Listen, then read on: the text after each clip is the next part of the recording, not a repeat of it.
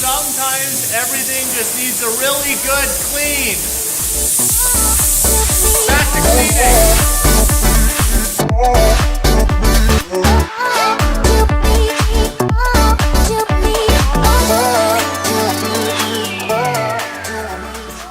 And what we plan to do is build a custom countertop that'll go all the way across the top of this and waterfall down each edge to give it that sort of built-in look. So why don't we head on out to the shop, i.e. the garage at the beige bungalow, and get this project started. Alright, so how am I going to build this thing?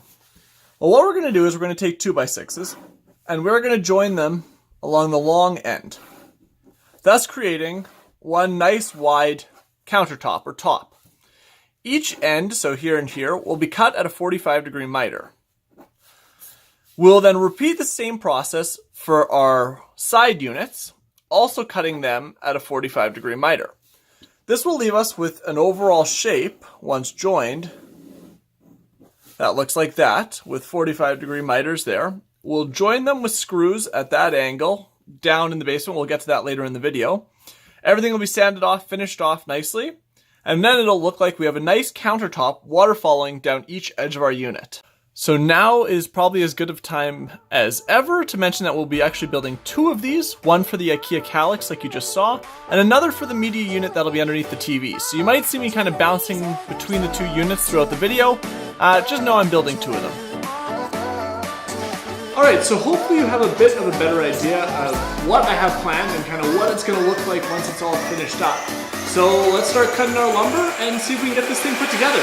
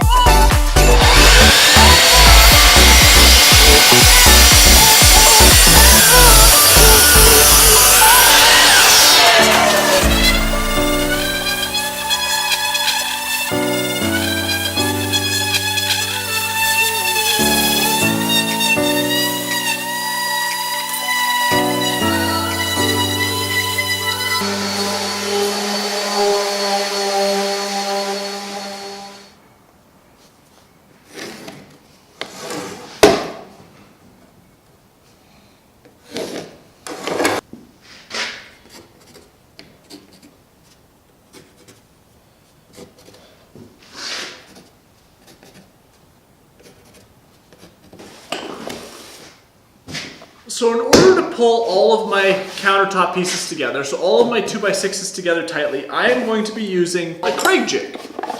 Now what this is a jig that allows you to clamp your board in here, use the guide of the jig itself to then drill 2 holes into the lumber itself.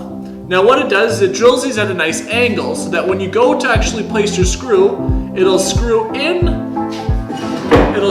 the wood this way and then enter the side of this piece, pulling them tight together.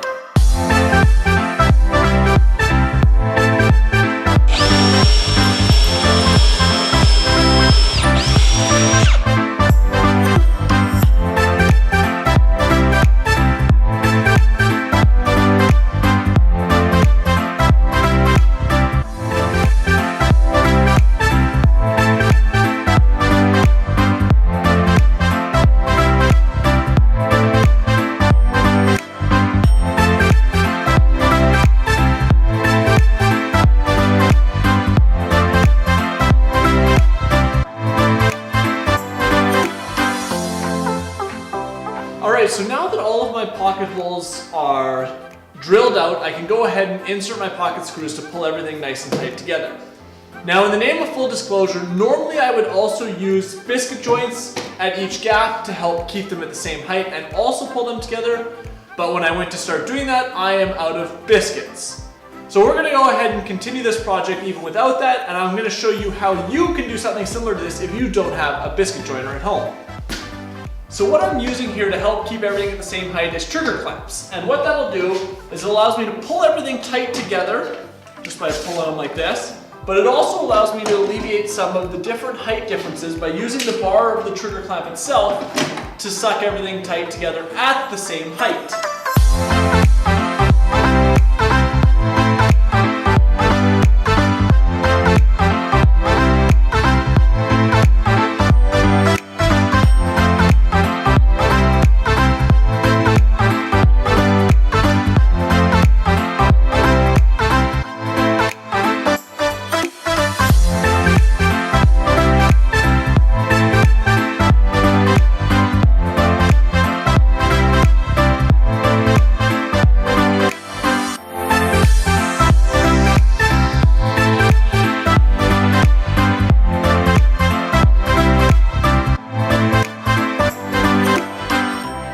Alright, so there you have it. Our main top portion is done. I mean, as far as just the building side goes, we still need to stain, finish it all, etc. But all that's left to do as far as building goes is to build the 2 waterfalls at each end. We're going to go ahead and repeat this exact same process of joining the 3 boards together with pocket screws, setting up our miter on each end, and we'll go ahead and start assembling. We fall back sometimes, I'm on this roller coaster ride. In this roller coaster ride.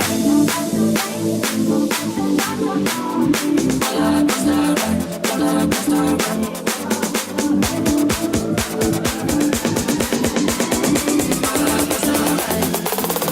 In this roller coaster ride.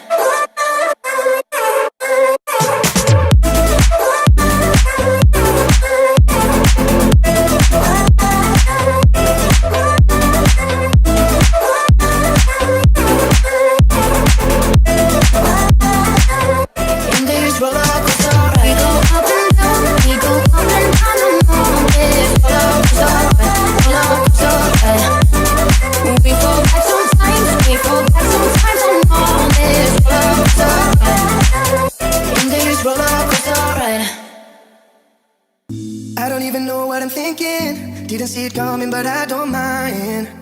I don't mind. I don't even know how to do this. I don't need a map like to show me how. Show me how.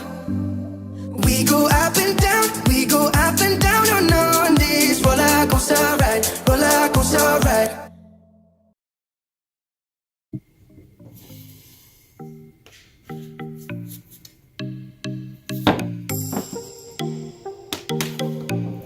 Holy crap, I can't get it off.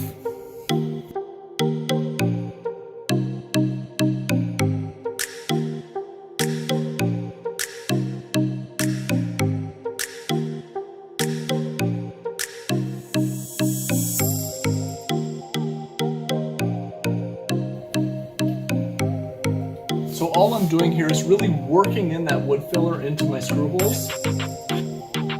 And then I'll go afterwards and take off as much of this excess as I can, just because that'll eliminate some of the sanding that needs to be done.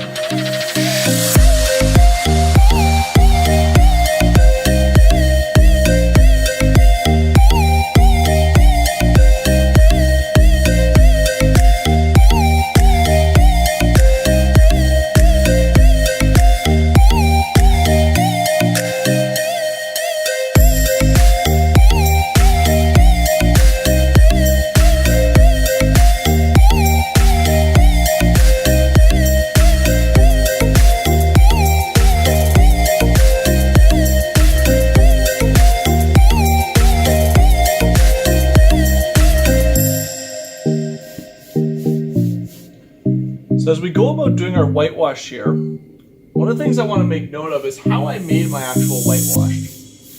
So for this particular stuff, all I did was take regular white paint, and in this case I actually think it's matte ceiling paint, ceiling flat paint. And I diluted it 3 parts to 1 in water. And all of this does is create essentially a very watery paint. So as you're painting it, you can really spread that paint out and create the brush strokes that you want to give it that whitewash kind of older look, worn look.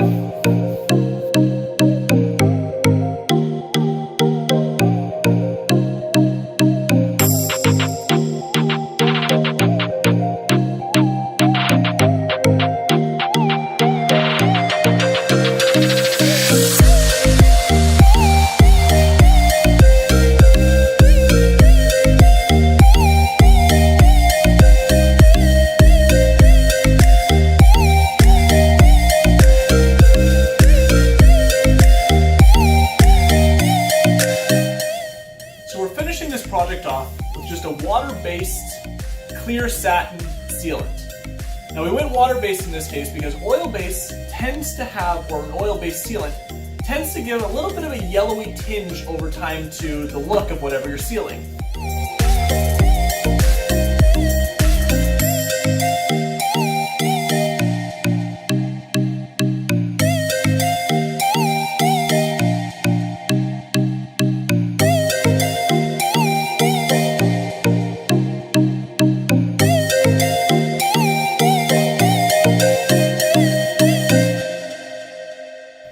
Alrighty, so there you have it. That brings us to the end of this project. Countertops look great. We ended up doing 1 coat of the whitewash and 2 coats of that clear satin finish.